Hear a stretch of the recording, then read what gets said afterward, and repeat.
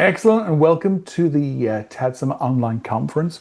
We are very fortunate to have Enrico with us from vishr to talk about vishing and all the cool stuff he's doing to help enterprises protect themselves. So I'm just going to hand over to Enrico, ask him to run through his company, what he's getting up to, and we also have on the line Bohdan and Aaron so that we can get lots and lots of really insightful questions.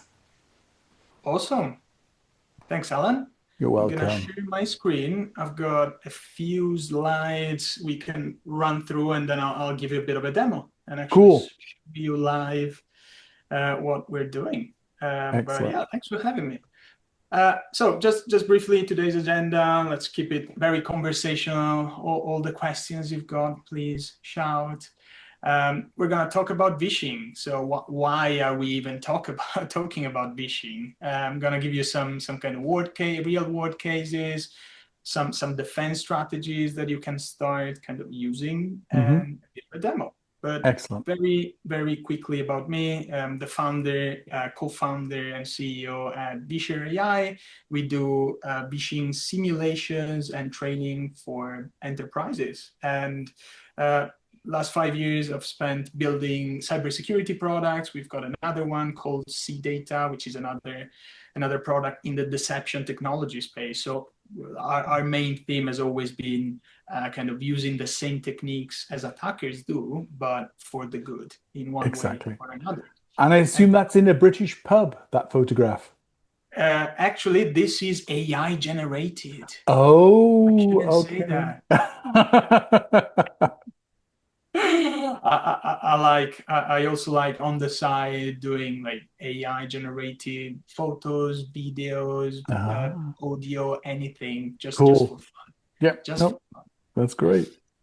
cool. But the reason we kind of started with vishr was that toward the end of last year, some of our existing customers, so big enterprises, started complaining about getting a lot more vishing calls. So as I was just saying before this being recorded, we're seeing obviously a lot more vishing calls, and the proportion is still probably 90% being humans, but we're seeing that 10% being AI voices increasing significantly.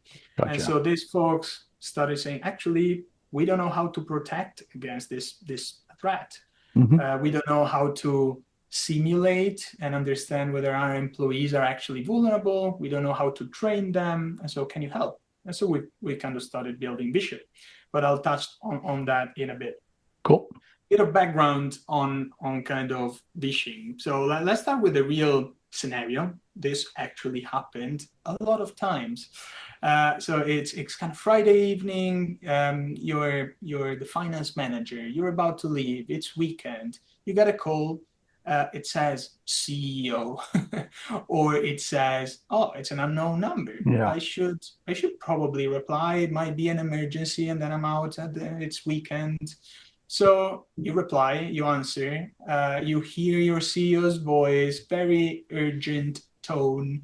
It's got a pretext that is believable. He's at the airport. You hear some sound that sounds like the airport in the background, and he Hmm. asks you to transfer some money because there's a deal that needs to be closed before he jumps on a plane. What do? Yeah. You want to be helpful. You're obviously the helpful employee. You might be new to the company. You want to impress them. And so, oh yeah, I'll help. So obviously what this plays on is some kind of psychological kind of biases Yeah. around the urgency, about the authority from a superior in charge, Yeah. the absolute need for confidentiality, so you don't disclose these informations. Yeah. And so you send the money. Initially you feel great, you help the company, but then you realize sooner or later that the damage is done. Yeah. And unfortunately, this is happening. This has been happening for now probably 1 year, 1.5 years, at increasingly frequent times. Yeah. This is just the classic CEO scam. It kind of started years ago with gift cards. Go and That's it. buy me gift cards. Yeah. And now it's kind of evolved into more advanced CEO scams. But there's a lot of other types of vishing around that we're gonna touch in a minute. Cool. But AI, and what's the role in AI in all of this? Obviously, it's becoming clear that AI is doing its part for scammers. It's so much so that DEF CON, probably the largest cybersecurity conference in the world in Las Vegas, Hmm. last year launched a vishing competition. Actually, Uh-huh. this was just a test Yeah. to compare how AI agents were doing compared to humans trying to scam people on the phone. Yeah. And so last year, that was the first time they did it as a test, and the AI actually did better than the humans Yeah. at kind of humans, and by humans I mean professional social engineers that do this ethically. Yeah. And so from this year, they've launched a new competition, which is just AI bots against AI bots. Oh, We have some news coming up soon that I can't disclose just yet. But I'll give a quick run through of like how, if you were to do this, how are attackers doing it? So yeah. they collect data, obviously Hmm. their targets, using Yeah. OSINT, open source intelligence, Yeah. from past breaches, from tools like Clay, Apollo, and Zoom Info. They get all the numbers they need. And Yeah. then, if needed, they can clone your voice, or I mean, your CEO, CFO, your boss voice. Yeah. Uh, they hook it up with a conversational LLM and a VoIP system like Twilio or similar. And here you go. You've got a great vishing tool Yeah. that they can start using. And the problem is that we're now at a point where they can leverage this to get almost infinite scale. So you Yeah. no longer need to have one person in a call center trying to scam people.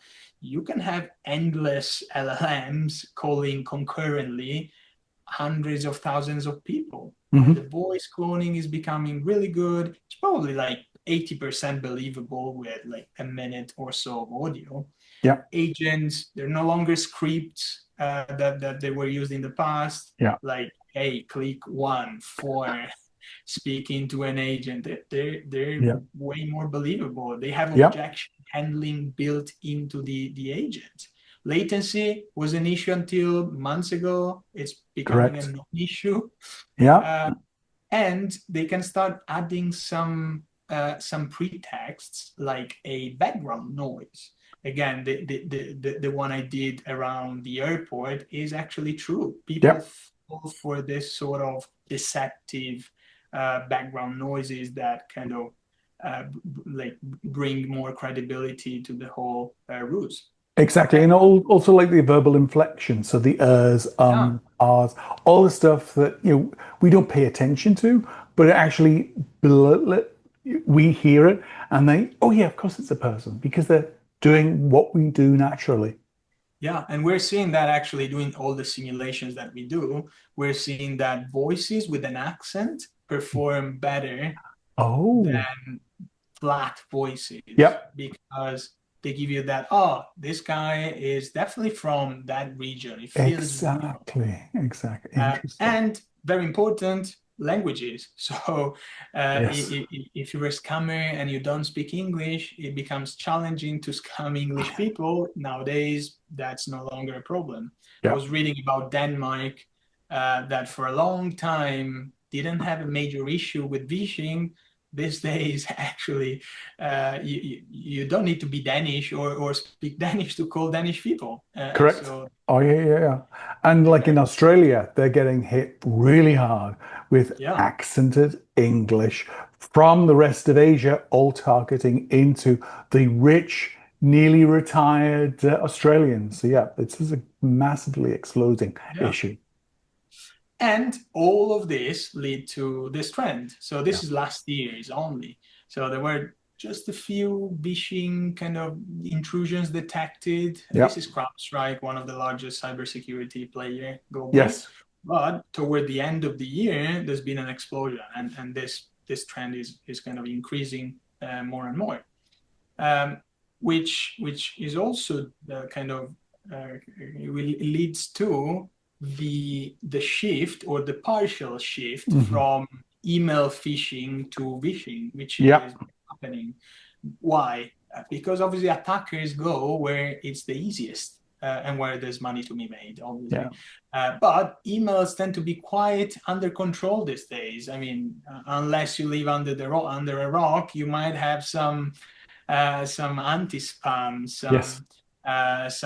some other email security solutions. You tend to train your employees to look out for emails and et cetera, et cetera. This is not true for vishing. And so they kind of starting to shift more and more. And as I was saying earlier, it takes very little, small sample, and your voice can be cloned. You probably do a lot of interviews, a lot of webinars, especially you, Alan. Your voice is everywhere. So that's an easy one. Like even when we sometimes do some kind of red teaming as a managed service for our customers, and they're like, oh, what do you need from us? Actually, if you give us the permit to do this, the go ahead, we don't need anything because we can find everything. Exactly. Your CEO is probably on television talking about the latest earnings call. So very easy. And as we look at kind of the future, there's going to be more and more open source. So these tools, even today's tools, they don't have great guardrails in place. The future will be a lot more open source, which will bring this technology in the hands of everybody, including attackers. And so voices will keep becoming more credible. I mean, up until a few months ago, some robotic voices. Now, I would say they're like some models have a really good kind of quality. Next 6 to 9 months, it will be almost indistinguishable. Correct. From reality. Because we had Telnix TED Hack a couple of weeks ago, and we were testing it with Swahili. And it was just amazing. So any accent, any language, it's just there, as you say, human-like. It's powerful, very powerful.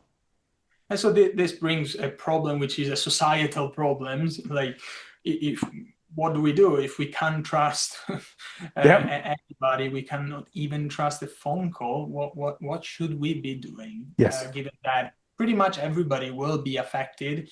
People think, oh, it's just VIPs, CEOs, high-profile targets. It's not. It's everyone from my mother and my father to your sons to the middle manager at a random company. It's pretty much everyone.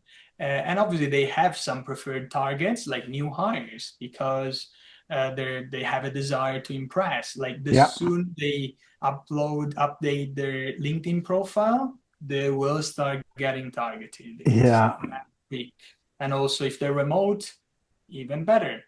Because it's even easier with bring your own devices and so on. And well, the reason they use vishing is kind of threefold. You've got the immediate fraud, like, hey, you need to send me £300,000. We have this transaction. Surprisingly, it works. Or they use vishing to gather intelligence on that will be used for future breaches. Like you start calling employees at company X, asking for, with some pretexts, asking for their employee number, asking for which browser they're using, asking for their mother's maiden name, and so on. You collect all this information, and then you call their IT help desk saying, hey, I've lost my password, I need my MFA reset, and they'll sometimes or oftentimes they will not even challenge you, and if they challenge you, you actually have their information. Like, hey, I can share my employee ID is 1275. and my Exactly. mother's maiden name is XYZ. Well, Oh, that's multi-factor. The chances of it being multi-factor are slim. As soon as there's just one piece of data, the assumption is, oh yeah, go for it, Bohdan. yeah, yeah, exactly. So they Oh, use vishing as a piece of the oh, okay. I just read it. Bohdan has to go to a shelter, unfortunately. voice. He's in Ukraine, so there's an attack Ouch, taking place at the moment. So unfortunately, we've lost Bohdan. ouch. Well, wishing him well. Yeah, Uh, exactly. and then the third one is literally straight in corporate infiltration. Yes. So using vishing to obtain credentials and then to install ransomware Yeah, and or exfiltrate confidential data. exactly. Quick traditional example, as I was saying, you get a call from your CEO, and obviously you start a transfer, and unfortunately those money are difficult to recover. Yes. And this one is that happened in Italy a few months ago, actually. Minister of Defense, a scammer cloned his voice, started calling influential people, Yeah. including Ratti, which is a big entrepreneur in Italy, and he got away with 1 million euros out of Wow. this. But luckily, the postal police intervened quite quickly and blocked Gotcha. kind of transfer, money recovered. But the same trend we're seeing in the US with the recent kind of White House impersonation, Yes. Marco Rubio impersonation. There's one Yeah. every day. Yeah, exactly. Yeah. Uh, so I could go on and on, but most importantly, the techniques they use, they're pretty kind of they're pretty conventional. They use Yes. authority, they use urgency to pressure you, they use familiarity with the familiar voice. Yeah. And this is all made to kind of make your critical thinking disappear and kind of convince you to do something for them. Yeah. There's a new trend on vishing, which is also kind of happening using Teams calls, which is interesting. So there's a ransomware gang called Black Pasta. They'll send you an email bombardment. So they send you hundreds or thousands of emails, and you'll say, "Oh wow, what's going on?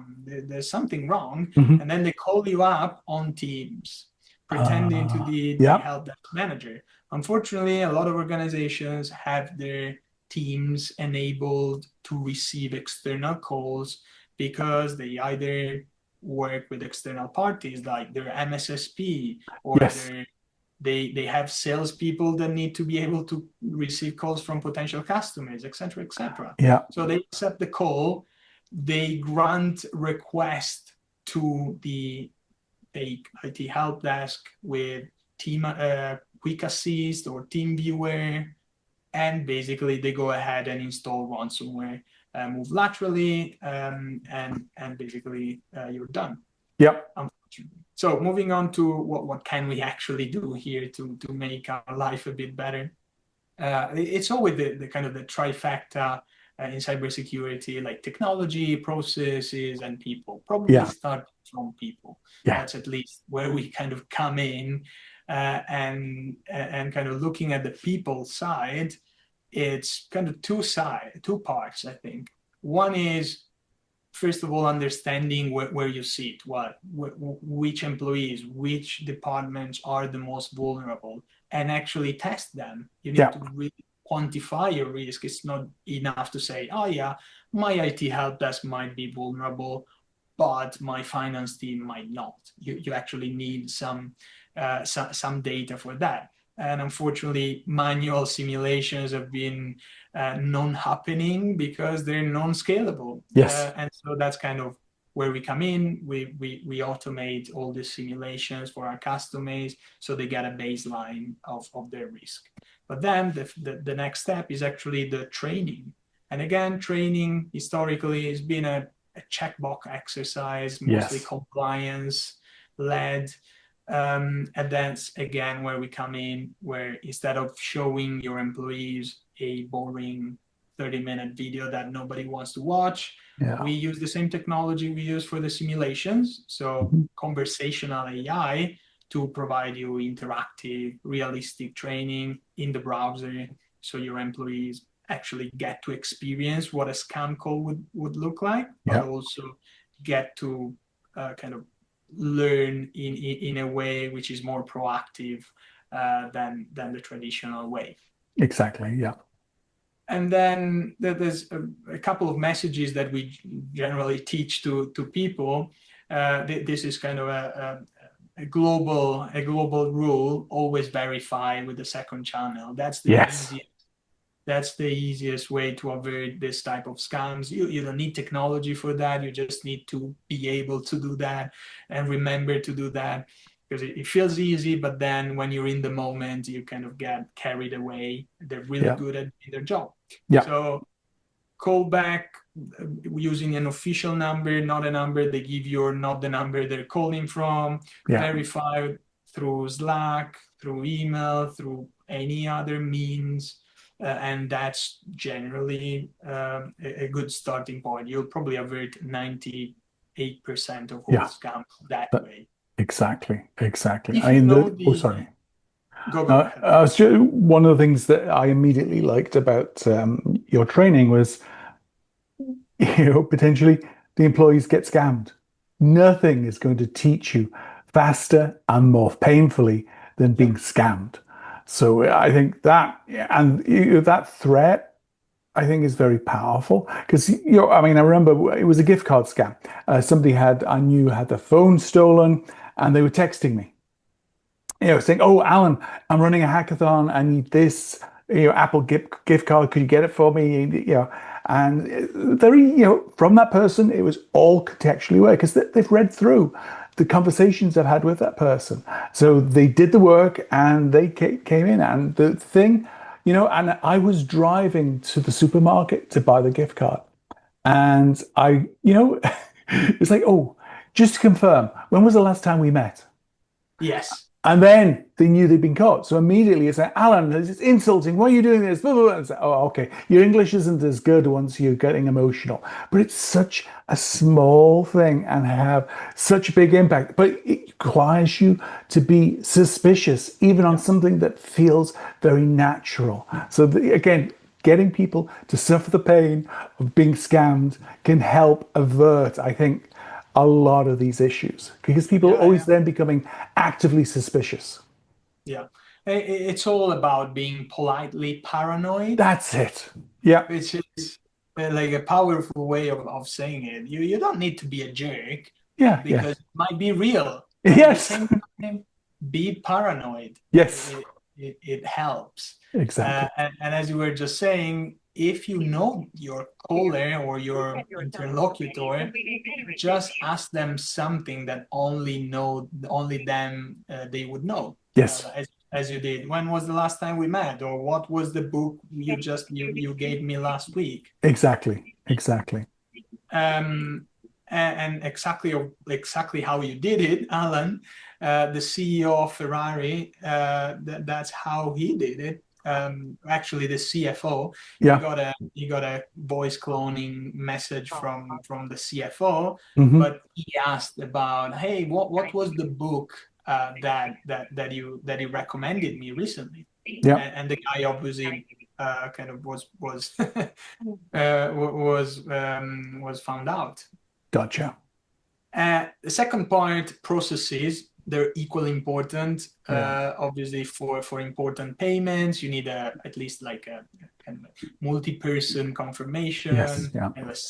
Multi-signatories. You need clear policies that enterprises need to have. That obviously, that's the first step, and then they need to know that their employees understand them, so we can help with that as well, with our training.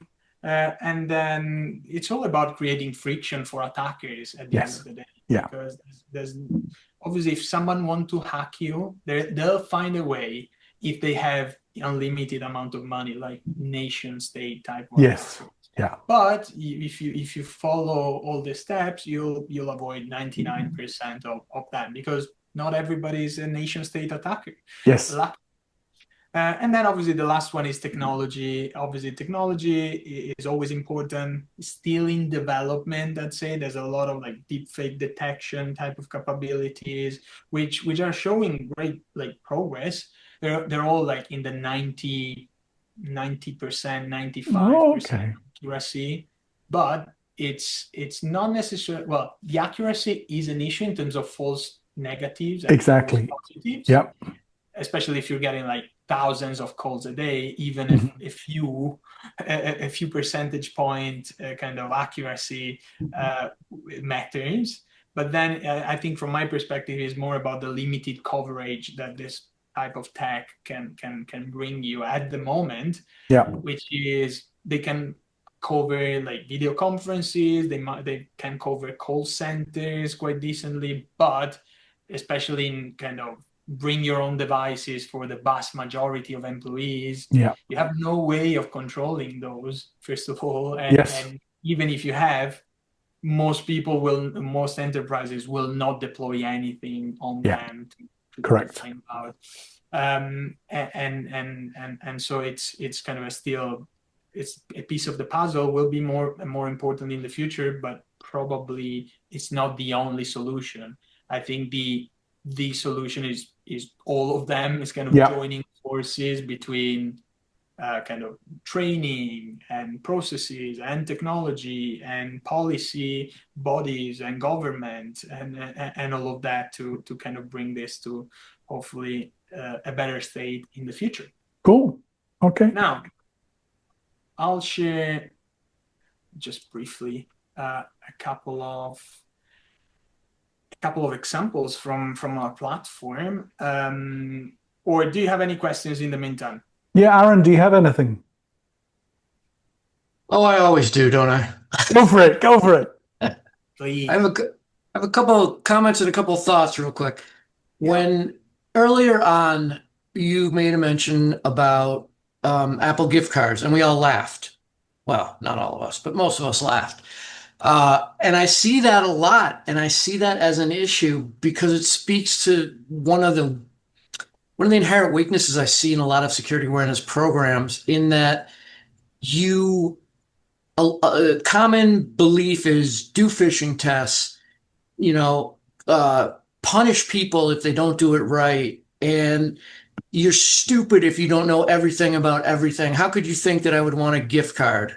Yeah. And Alan very generously and honestly admitted he has gone down that route, and Yeah. he was on his way, which I appreciate, because one of the things that when I talk about security awareness, I always say, look, I've clicked the link. Everyone has. If you say you haven't, you're a liar. I'm sorry, but we've all done it, because, and this is before the AI and vishing and everything like that. We were doing it before. Mhm. So this is a whole nother level of, hey, what are you, stupid? How could you possibly fall for someone who looked exactly like, talked exactly like, knew everything about you? Da, da, da. I think it's really important that we take a look at what we're doing in terms of awareness education, because of that fact is, if you imagine a room of people and an email goes out and it's, hey, I need gift cards for you to send to me. But it doesn't even happen like that anymore. It's not broken English. They get copywriters, they get graphic artists. They have AI to do everything for them, but it's very polished. It looks real. It sounds real. And we're going to see, obviously, a lot more people falling for these. But if you have a room of people and one person clicks a link and you go over in front of other people and you say something like, what are you, stupid? How could you possibly fall for this? And I exaggerate. I hope that would never happen in any organization. But that message comes across as what you did was bad and it was wrong. And everybody else in the room says, you know what? If I ever click a link, I'm not saying a word. Yep, exactly. So it's self-defeating. The purpose of recognizing this, and I know a group that actually rewards people if they come forward and say, hey, listen, I got this email. I'm not sure if it's real. Maybe it is, and then maybe I'm paranoid. Yeah. We're not paranoid. They're really after us. But I I'm reporting it. And they actually give them some kind of reward. I don't remember what it was exactly. I think the $20 gift certificate to Apple gift card or something. No, I'm kidding. Something tangible that has value. And as a result, people are more willing to come forward. It's not what you do is wrong and bad, and you hid it or you covered it up or you didn't talk about it. Yeah. It was more of, hey, we are human. We are imperfect people. We make mistakes. As I like to say, I make mistakes all the time. The issue is I hopefully try to learn from them and hopefully try not to repeat them. Yeah. So my real big concern is current security awareness training going to really help with this, or do we need to do something different? Yeah, that's a good point. So I think overall, there's been like historically a lot of blame culture. So it's, as you were saying, oh, you should have not clicked on a link. I think companies are realizing that and they're getting better in terms of their culture, especially being from the top, that security is important. We're all humans, as you said. You're gonna get scammed even more in the future because of AI. Like we're all in this together. Let's collaborate. Please report anything suspicious. You'll not be blamed if it wasn't suspicious. If it's benign, you'll be rewarded, as you're saying. I think where it's failed in terms of training and awareness was a lot around the compliance tick box exercise and not embedding into the security culture of the company. It was kind of treated separately for compliance. We need to show regulator that we're doing a phishing simulation and a training awareness video every year. That's done. And so employees didn't really understand why they were having to go through that. There needs to be more of a conversation. Hey, these are the risks. I'll show you what a voice phishing call looks like, so you realize this is actually tangible. It's important you understand. It's important we all do better. Yeah. But it starts from the top, and it's the CEO, the executives that kind of set the tone and give the kind of mandate to the security team to be more involved, sharing information, sharing threats, being open, and kind of that kind of infiltrate in the organization. Which actually brings us, what I love is it brings us back full circle to last week's session, because Aaron was driving home, stamping on the desk, going culture, culture, culture from the top. So it's really nice to see that coming back from your question into Enrico's response. So well done. I have, sorry to interrupt you. I have one question to Enrico. Did you hear about Daisy in the Great Britain, in United Kingdom? Daisy, yes. The old Grammy. Yes, from O2. Yes, that's an interesting one. So what basically for everybody, what O2 has done is creating an AI voice agent that basically get the calls that forwarded to her that are identified as suspicious, and so it wastes this scammers time, which is great. I love the concept. The problem with that is scammers time is unlimited for now. So I love the idea, but it's hard to scale, and it's expensive as well from our side would be. But equally, you need to identify those calls as suspicious first to then pass them on to Granny to waste their time. And at the moment, I'm not seeing much success in terms of that. I think the telcos behind will need to start doing more to identify those scammers ahead of time.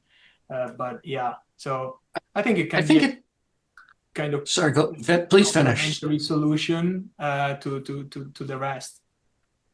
I think it's interesting because I have worked with in my past previous life under another name. I worked in a lot of call centers, and so I completely understand they're 100% metric driven when they're humans. So when I would get these calls of my car insurance or whatever it was, I would engage and I would try to drag it out because I know if this person is not scamming me, that means they're also not scamming somebody else. So that always used to be that's the best way to handle these people. Don't say, your mother, blah, blah, blah, and hang up the phone. Oh, Although yeah. I've done that too. So, but I always wanted to mess with their metrics and keep them on the line. Yeah. Then I read an article about people being kidnapped and being forced to participate in these things if they want to eat. And I had a kind of, I don't even know what the emotion is. I'm torn because on one hand, I don't want to be wasted. On the other hand, I've realized this person is trying to scam me, but I'm like to think it's against their will. And I like to think if they're not at least trying and successful on some level, they don't eat or whatever they're doing because it really is. It's modern day slavery. And so I just hang up the phone now. I just can't, you can't win though. I mean, the problem with sociopaths is they don't play by the rules and they don't care. Correct. They don't care if that person doesn't eat. I have a serious question, and it's going to come out funny, but it really is a serious question. Generally, we see a technology advance to benefit, and then it gets perverted, and then it gets used for evil and not good. What was the good use case for this? I mean, I'm serious. I'm 100% serious. I'm trying to think. I'm like, the only thing I can think is a fully interactive AI for customer service where you can see a face, but the whole voice analysis, the whole voice cloning, the ability to generate real AI, and I can see some of that was used, was developed with good intent, but it just seems to me that if you're offering a service that does this, what's your defense that this is something good and beneficial versus pure evil? I definitely see that. For now, I see this used as probably more evil than good. I still have to. I'd argue. I mean, Vapi did a hackathon, opinion. and they in there. It's like some of the hackers they were doing it as a gift for the parents. So he with the bot call his parents, and they think they were chatting with him. But he actually look what I built. Okay. So I think there's a little bit of that because the technology's there, it's easy. You're showing, look at the fun we can have. But let's face it, it's a little bit of fun for a massive amount of basically. And to me, that's actually a bit creepy. Yeah. But everybody has that relative they don't want to talk to, but if you don't call your grandma once a month, blah, blah, blah, blah, blah. I have to say that I always call my grandma with my simulation platform to test and train her. And so far, she's been great. So she's the number one tester. She keeps sending the $5 every month, every year? Yeah. Or a gift card on Amazon. But anyway, we need to get this back on track. So, Enrico, so if you could sort of start wrapping things up. Yeah, let me literally do a whistle tour of the platform just so you get an idea in 2 minutes. But basically, you've got a dashboard. You'll see kind of how your score is evolving from 0 to 10, where 10 is the worst, the highest risk. Mm-hmm. You can upload your audience, which are the people that you want to test or train, fully kind of clickable through. You can see all the calls that have been completed, analysis, etc., etc. You've got the agents that they're the voices, different languages. You can clone voices in the platform as well. To test certain use cases. You've got all the different playbooks that I was talking about before. So with a Copilot, you can directly test a threat scenario like, hey, you're calling your finance team to see whether they'll give away some information or not for an overdue supplier invoice, etc., etc., etc. And then you have calls that has happened. So for instance, this one that happened maybe yesterday, you see all the transcription, you see the analysis. So those are like flags that the AI was able to capture or not. So in this case, yes, being able to let me say that I am Enrico, and so it's not good because I confirm my identity, but then I didn't provide other information that they wanted me to provide. So Gotcha. Relatively benign score. And you can set this up with campaigns, which are all automated. I'm not going to go through everything. And the same part is the education, so the conversational AI that does the training. So the lessons that you can create as well with a Copilot. For instance, you're doing vishing awareness for your IT service desk, or you want to do a role play, and this is in the browser. Gotcha. So let me see if I can show you a link. This is what an employee will see. So that was the kind of owner's view. This is the employee view that you just get to talk with the coach in the browser. Gotcha. In a safe environment. I'll stop it here because I know we're a bit over time. What are old white guys in ties going to do with their free time now? Who, sorry? I said, what are old white guys in ties going to do with all their free time now? You're putting them out of a job. I hope you're happy.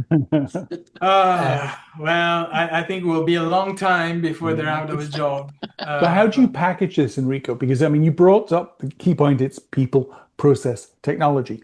So when you're approached by business, how do you package this up so that it's something, is it like a subscription service? Yes. Okay. Yeah, it's a subscription service. It's usage-based. It depends on how many employees you've got. You pay for what you use. And we also offer a managed service on top if they're busy and they want experts to run it for them. We do it. And then we partner up with other companies to do, for instance, deepfake detection if they need that extra layer of technology. Cool. Okay. Aaron, Bohdan, do you have anything else to ask? Yeah, I want to add first and then ask Enrico. So I heard this month that to protect ordinary people from spam, these fraud calls from vishing, our mobile operators in Ukraine, like Vodafone, Lightcell, Kyivstar, now it's mandatory for every kind of business to register all phone numbers. So any unknown numbers, they will be blocked immediately. So they cannot reach ordinary people. And it will show identifications that, okay, this is like a company taxi service or a bank or any other business. But Aaron, do you have anything else? I'm curious if I understood Bohdan's first question, and that was, telecom companies are financially benefiting from a lot of these scams, and could, we all realize this, could, if they wanted to, put a stop to it. So if I understood Bohdan's question, please correct me if I'm speaking out of turn, but are the organizations, the telecom organizations, are they responding in any way to, look, this is a known number that we're getting vishing attacks from, can you block it? Or is there any other steps that you as a telecom company can and should take?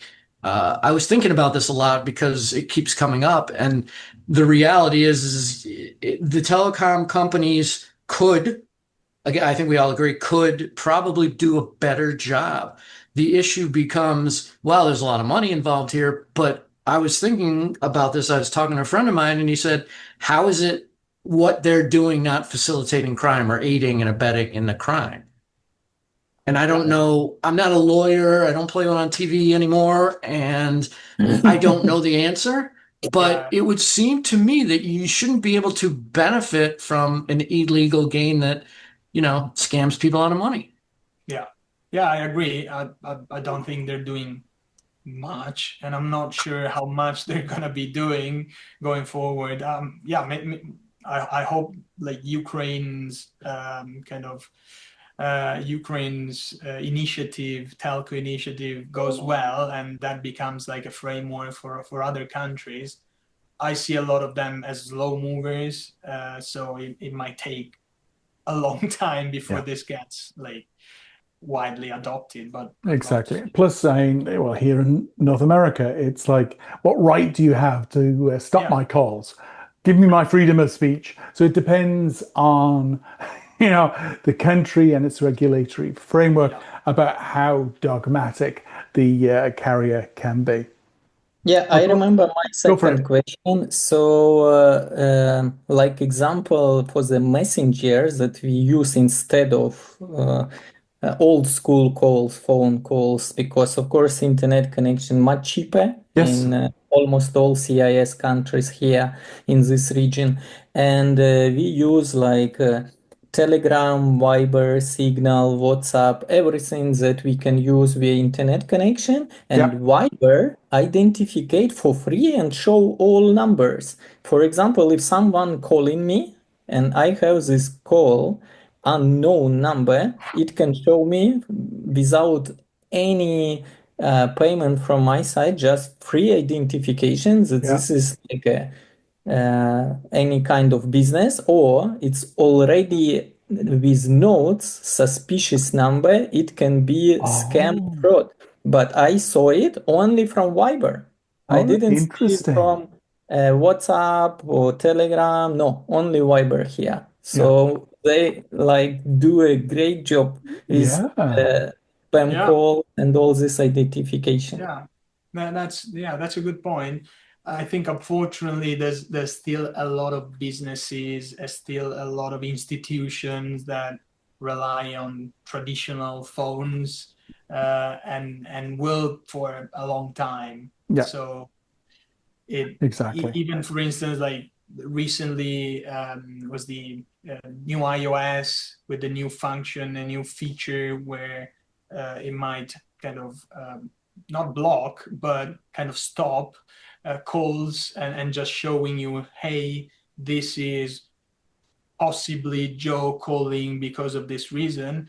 That's not actually stopping the scams. It's just giving you a different Yeah. a different avenue where you're interacting with them. And so if the pretext, if the deception is good enough, it will still go through. And Exactly. actually for me, it's probably even worse. I'm not gonna activate it because I'm not responding to phone calls because I'm lucky my parents are all right and will contact me in a different way. I don't have Exactly. daughters or sons, so why should I give attackers like some phone screen time Yes. with me and the potential of Exactly. stealing? No, absolutely. Well, we're coming up on time, but this has been really informative. I wish you the best of luck. If you Thanks, do Bob. have links, so I can link through to your website or the spot on your website that describes the services and how you package it up, that would be great because I think this is really interesting. It's providing people with the training, but Yeah, real world training. It's not, well, here's the video, watch it. It's basically, it's a call, you're managing it, you're dealing with it. And then you realize, oh, I shouldn't have done that. Oh, and the great thing is it was done in a safe environment. So that learning point that you're never ever going to repeat again in your life, you know, that's just Well, invaluable for so many businesses. without blaming them. yes. Culture, culture, culture.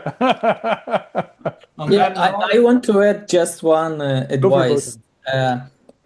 Use one phone number for all your 2FA and OTP, especially with payment systems and banks. Never use same numbers that you use with your friends, family for security. So use one unknown phone number for your Yeah, financial side. The best interesting. advice. That's a very good point because I mean, you That's can a go very good like idea. Yeah. with Google Voice or whatever, you can get something that you could just park over there and yeah. Yep. provide that protection. Interesting. Cool.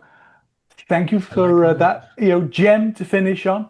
Again, Thanks, Aaron, Bohdan. Enrico, Bohdan, this has been great. Thank you so much for all your time. I'll get this published a little bit later today. Brilliant. Thank you. Thanks, guys. Thanks all.